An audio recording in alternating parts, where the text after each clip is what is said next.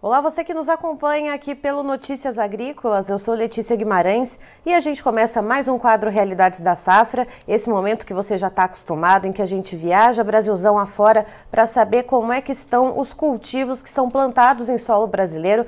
E vamos lá para Minas Gerais, em Guarda-Mor, conversar com o produtor rural Tiago Machado. Ele vai contar um pouquinho para a gente então sobre como que foi o desenvolvimento da soja por lá, a questão da colheita, comercialização, até a gente chegar no ponto agora do milho, que está em desenvolvimento lá no município. Seja muito bem-vindo, Tiago.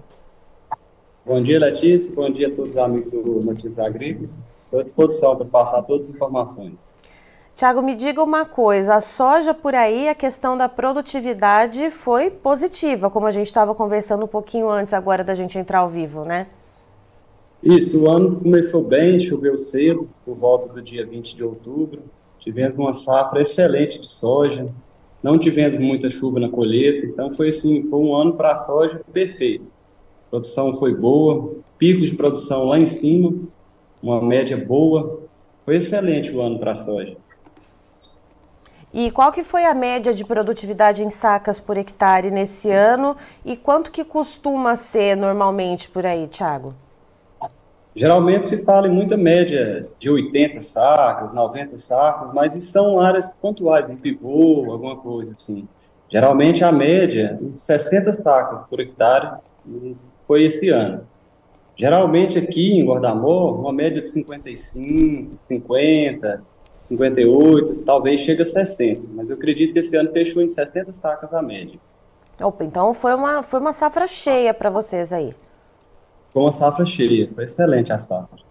Mas tem um porém, né? Como você estava contando, tem uma diferença aí entre os custos para a implantação da soja nessa safra e os preços que o produtor está encontrando agora. Conta um pouquinho para a gente, Tiago, para quem está nos assistindo, qual que é a realidade então aí do produtor de Guarda-Mor em Minas Gerais? Então, a realidade é frustração, né? Plantamos aí, tivemos um ano excelente, não tivemos problemas climáticos, só que plantamos com um custo muito alto. Um adubo muito caro, semente cara, defensivos caros. O custo aí fechou mais ou menos R$ 7.000 por hectare. E hoje estamos vendendo soja a R$ 120 a saca. Se você colher 60 sacas por hectare, a maioria dos produtores hoje no Brasil paga arrendamento. Sobra uns 45, 50 sacos por hectare para você fechar o custo. Vendendo a 120, vai dar 5 mil e poucos reais por hectare. Um prejuízo aí de 1.500, R$ 1.600 por hectare. Não fecha custo. Uma soja de R$ 120 aí, muito complicado. Ou seja, aí o produtor ele fica com esse buraco no orçamento, né, com esse rombo no caixa. Para plantar o milho, o produtor já estava aí com os insumos comprados ou não? Houve alguma dificuldade justamente por causa dessa questão desse prejuízo com a soja? Então, o produtor já sempre trabalha antecipado, né? Planta a soja, já correu lá, já comprou o adubo, já tinha comprado a semente, né? Geralmente você planta uma soja precoce para entrar com milho, né? Então, quando você compra essa soja precoce, você já compra praticamente o milho, compra a semente, compra o adubo, deixa tudo pronto na fazenda. Aí, a sorte foi essa, da safrinha, né? Iniciamos bem a safrinha. Uhum.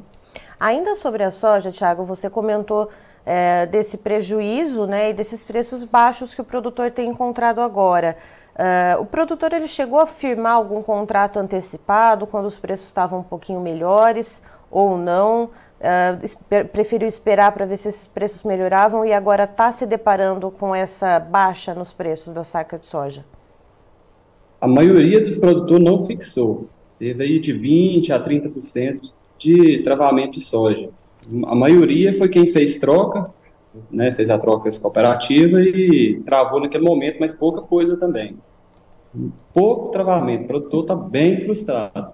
Aguardando o preço só caindo, as empresas frias no mercado, comprando só de quem precisa vender mesmo. Está complicado.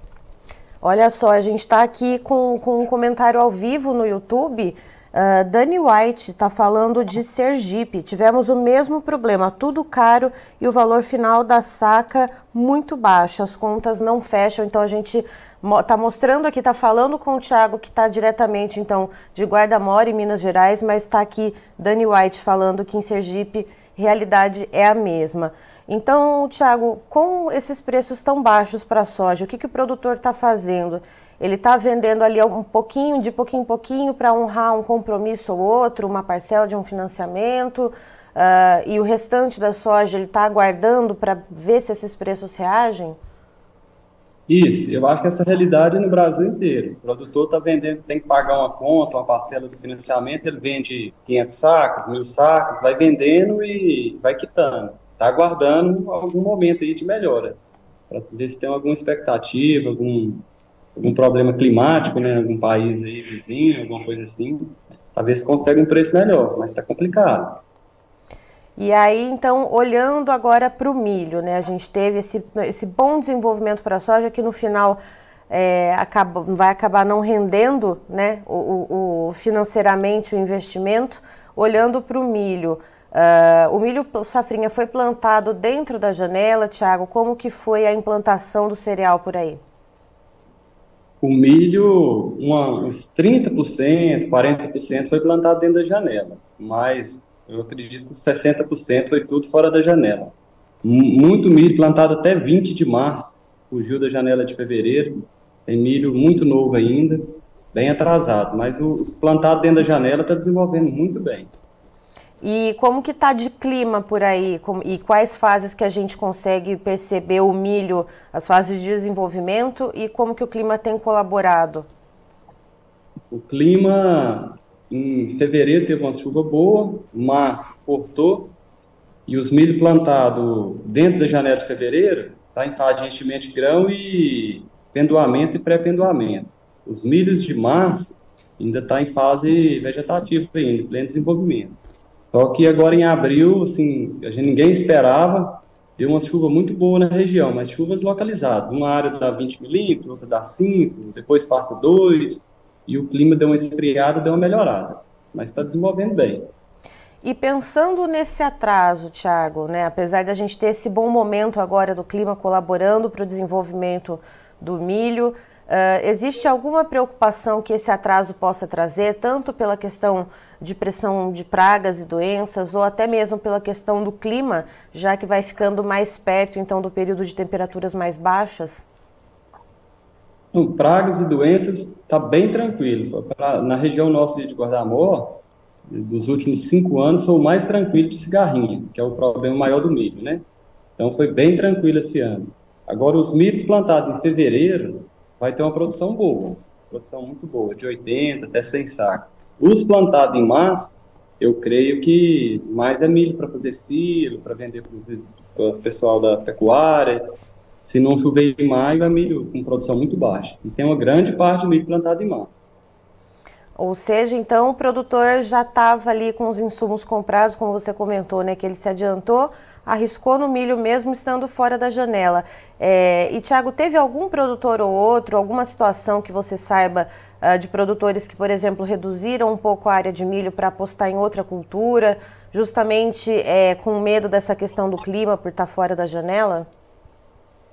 Muitos produtores tinham comprado milho, passou para algum vizinho que ia plantar mais cedo, aí pegou um sorgo para plantar. E muitos abandonou, nem plantou, porque já colheu mais tarde. E faltou uma chuva ali, final de fevereiro, o pessoal ficou com medo. Então, muitos produtores não plantou, não. A área é bem reduzida de milho aqui na região nossa, bem reduzida. Mais um sorgo bem tarde mesmo, sorgo de 15 a 20 de março, está bem atrasado. Poucas áreas de milho. Diminuiu a área de milho menor que a da safra passada. E quantos por cento menor? A gente consegue ter a dimensão disso, Thiago? Creio que na região aqui uns 20 a 30% a menos de milho. É bastante coisa, e tudo isso assim, com medo, tanto medo da perda quanto a questão do seguro, de repente de não conseguir acionar o seguro por estar fora da janela? Um pouco, e o custo muito alto também, né? Semente cara, adubo caro, e a soja começou a baixar, a pessoa ficou com medo. E fora da janela também. Safra passada plantou muito milho em pivô. Esse ano tirou os milho, tá parado, muita gente plantando feijão, milho de semente. Plantaram até sorgo nos pivô.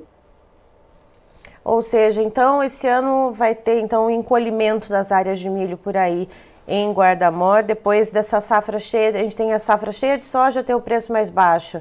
Aí tem o milho fora da janela, o clima colaborando nesse momento, porém áreas um pouco menores. Tiago, o que o produtor já vê prospectando aí de negociações para esse milho que está desenvolvendo bem, mas com essa área menor? Pode ser que os preços aumentem? Pelas notícias que está tendo no Brasil inteiro, que a safra vai ser muito grande de milho, né? Região do Mato Grosso choveu bem, região do Tocantins ali, da Bahia. Então o milho já começou a cair, tá? Já caiu aí em torno de R$ 8 até R$ 10 a saca de milho. O produtor da região nossa aqui praticamente não travou milho. O mercado de travar milho é mais difícil, não tem, né, para exportação, milho safrinha geralmente não dá exportação. Então a gente deixa livre para vender na hora que colhe. Não fala na boca da colheitadeira, vai colhendo e vendendo. As expectativas são preços baixos também, na casa de uns R$ 60, se pega 60 ainda tá bom. Mas hoje está bem difícil também negociar milho. Bom, vamos torcer para que as coisas melhorem, que corra tudo bem por aí em Guarda-Mor. E eu queria agradecer você, Tiago, por participar com a gente aqui então no Notícias Agrícolas. E você é sempre muito bem-vindo. Muito obrigado. Eu queria fazer um convite aqui para o pessoal da região de Itapó, Paracatu. No dia 8 e 11 de junho, a gente realiza aqui a Festa da Soja, a quinta Festa da Soja, realização do Sindicato Rural de Guarda-Mor. Estão todos convidados para a nossa festa aqui. Olha aí, então, pessoal aí da região de Guarda-Mor, Paracatu, e qual outra cidade que você falou? Vazante, Coromandel, Catalão. Aí, ó. Toda a região aqui. Pessoal aí tá convidado para ir pro Festerê, Festa da Soja em Guarda-Mor, Minas Gerais. Muito obrigada, viu, Tiago? Obrigado a vocês. Grande abraço. Tá aí, então, estivemos com o Tiago Machado, que é produtor rural de Guarda-Mor, em Minas Gerais, nos trazendo informações muito valiosas a respeito do que está acontecendo lá na região. Ele explica que a soja deu uma safra cheia, produtividade dentro do esperado e ali, né, na linha das produtividades mais altas que o município costuma ver, em torno de 60 sacas por hectare. Mas, segundo o Tiago, o que ele explicou para nós? Que o custo de produção para a implantação da soja lá na região foi muito elevado, em torno de R$ 7.000 por hectare. Essa produtividade cheia, entretanto, ela está sendo vendida com preços muito baixos, muito aquém do que o produtor esperava. Muitos produtores arrendam terra, ou seja, tem que pagar também pelo arrendamento. E no final das contas, segundo o Tiago, existe um prejuízo médio para o produtor, né, para aquele que plantou soja, de R$ 1.500 por hectare. A conta não fechou. E agora para o milho ele foi plantado em atraso. O Tiago conta que teve milho sendo plantado até mais ou menos dia 20 de março, bem fora da janela, cerca de 60% do milho plantado fora da janela.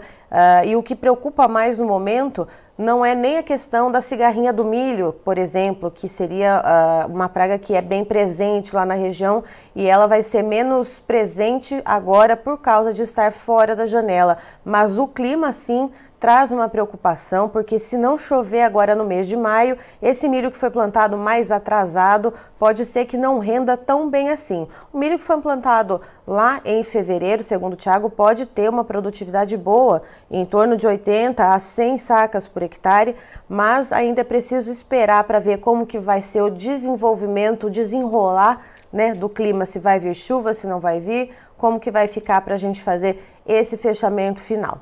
Eu encerro por aqui, daqui a pouco tem mais informações para você. Fique ligado.